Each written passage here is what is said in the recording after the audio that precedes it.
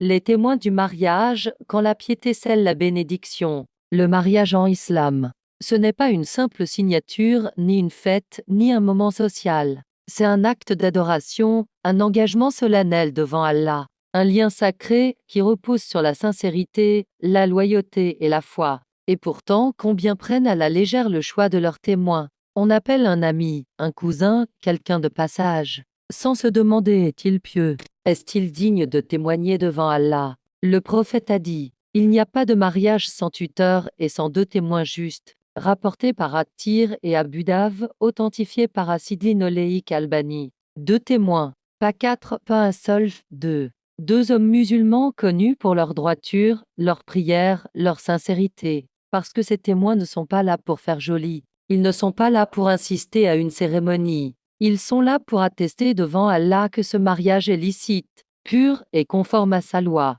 Et le jour du jugement, ils parleront, ils témoigneront pour toi ou contre toi. Si leur cœur était sincère, leur témoignage sera lumière. Mais si leur foi était faible, leur langue menteuse ou leur prière absente, alors leur témoignage deviendra un poids. Un mariage sans témoin juste, c'est un mariage sans baraka, car Allah n'accorde sa bénédiction qu'à ce qui est sincère, transparent et conforme à la vérité. Voilà pourquoi le choix des témoins n'est pas administratif, il est spirituel. Il témoigne de ta crainte d'Allah, de ton sérieux dans cet engagement, et du respect que tu portes à ce lien béni. Alors, choisis bien.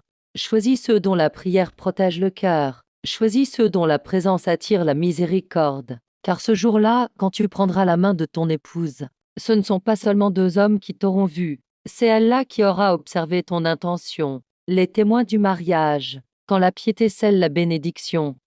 Si tu as aimé la vidéo, je t'invite à la liker, à la partager et à t'abonner. Vérité et Dounia, nos bonnes actions voyageront avec nous. Le reste restera ici.